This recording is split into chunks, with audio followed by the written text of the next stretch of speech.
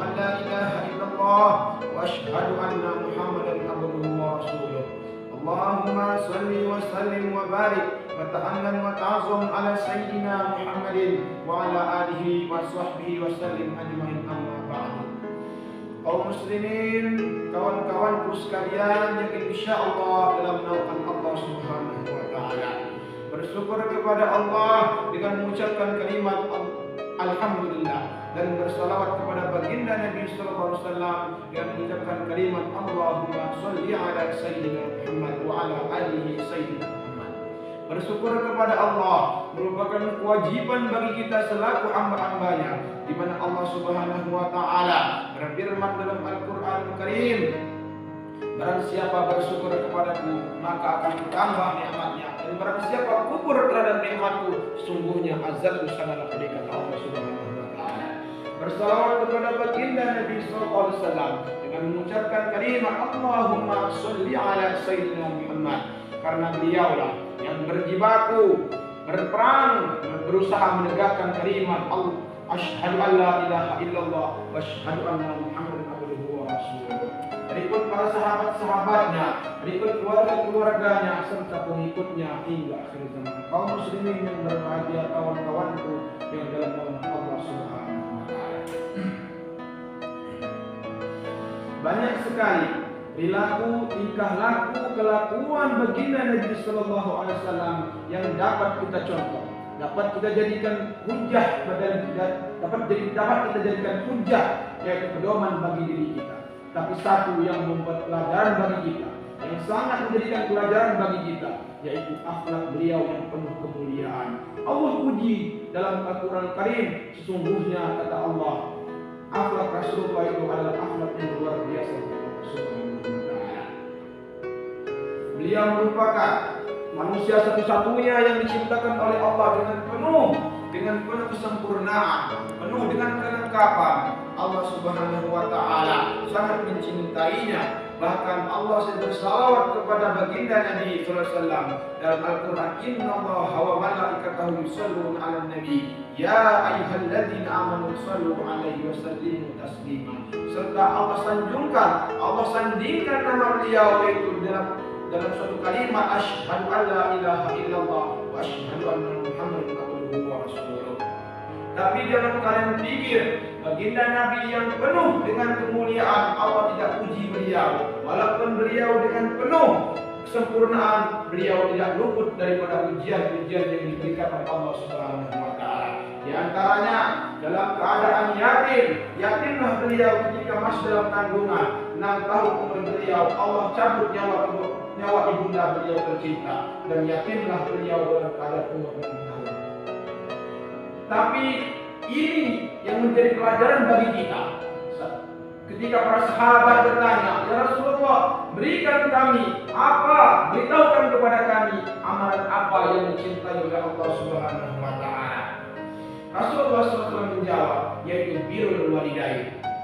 Rasulullah SAW yang tak pernah mencicipi kasih sayang daripada orang tua, Rasulullah yang yakin dalam keadaan kecil, tapi beliau mengatakan, yaitu berbaktilah kalian kepada orang tua kalian. Karena orang tua ini banyak bersusah payah, banyak melakukan hal-hal yang besar demi kita selaku anak-anaknya. Kita lihatlah perjuangan ibunda kita tercinta.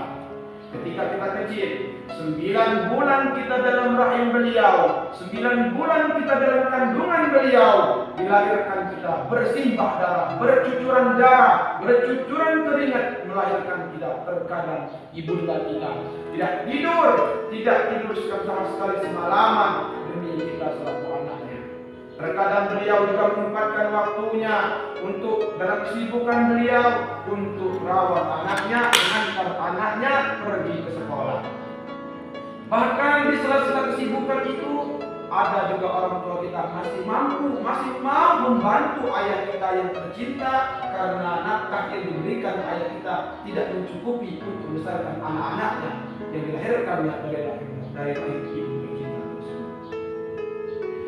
Di situ juga tidak mengurangi kecil kasih sayang yang diberikan oleh ayah. Laki-laki itu, laki-laki yang tua renta itu, yang senantiasa tiap hari bekerja banting tulang siang dan malam demi kita selaku anak-anaknya. Apa yang dikatakan ayah kita? Wahai anakku, wahai putraku, sekolahlah kalian. Jangan kalian tidak sekolah. Jangan pikirkan ikut materi, jangan pikirkan biaya. Biarkan saya, wahai anakku, yang jadi tulang punggung untuk kalian bisa bersekolah, agar kalian bisa sukses di kemudian hari. Ayah kita berkata sedemikian rupa. Bercucuran keringat, entah tangannya terluka, entah tangannya berdarah bernanah demi kita selaku anak-anaknya. Kasih sayang beliau sangat besar kepada kita, sama dengan kasih sayang yang diberikan ibunda kita tercinta. Berapa banyak anak-anak yang saat ini, yang realitanya saat ini durhaka terhadap orang tuanya. Berapa banyak ungkapan yang mengatakan, jika seandainya orang tua kaya, anak-anak diragukan. Jika seandainya ayahnya kaya, maka putranya dirajakan. Dan berbalik ironisnya pada saat ini, betapa banyak ibunda kita, ibu kita, ayah kita menjadi babu karena kekayaan kita. Karena kita membawa istri kita ke rumah, membawa istri kita tercinta ke rumah, dengan ada orang masuk itu kita lupakan ibunda kita, perjuangan ibunda kita. Kita buat mereka seperti orang asing di rumah kita sendiri. Kaum muslimin yang berbahagia.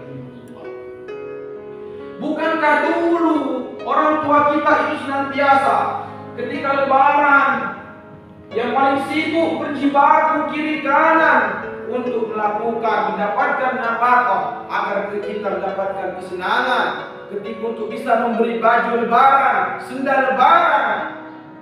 Tapi betapa banyak anak-anak saat ini melupakan hal tersebut. Bukankah ibumu yang kesana kemari untuk senantiasa mencari pinjaman untuk bisa engkau berbaju baru, berbaju yang bagus sama seperti anak-anak orang lain di sebelah sana. Tapi ketika sukses, kita melupakan jasa-jasa para orang tua. Kita tak mampu seperti ini tanpa kasih sayang orang tua. Tak mampu kita seperti ini tanpa kasih sayang seorang ayah. Bahkan ibu-ibunda tercinta, ayah tercinta mampu menghidupi 5 orang anak hingga 5, 10, bahkan 20 anak dengan susah payah. Tapi 20 anak tak mampu merawat ibundanya ketika menjelang kematiannya. Ironisnya pada saat ini, mirisnya saat ini, sedihnya saat ini, itulah realitas saat ini terjadi.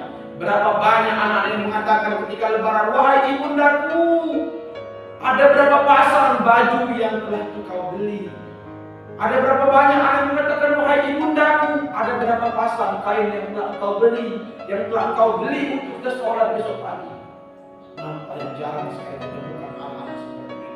Padahal mereka mampu membelikan emas, jalan-jalan ke mall, kesana kemari dengan istrinya, bermain dengan anak-anaknya, tapi tak mampu untuk memberikan ibunda yang tercinta itu kain, pakaian ataupun sejenisnya. Maka untuk itulah kita perlu mengingat kembali perjuangan ibunda kita yang penuh keras, penuh tantangan demi menghidupi kita selaku anak.